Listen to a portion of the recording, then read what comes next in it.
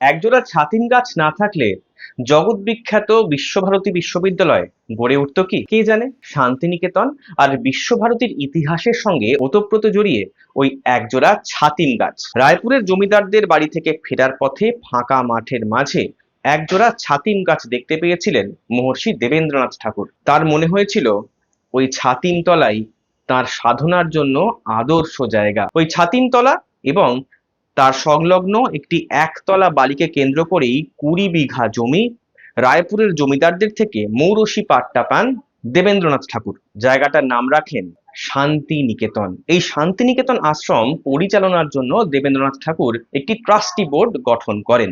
সেই ট্রাস্টি বোর্ডের ডিডে শান্তিনিকেতনে একটি ব্রহ্ম বিদ্যালয় গড়ার কথা বলা ছিল। সেটা 1863 সালের কথা।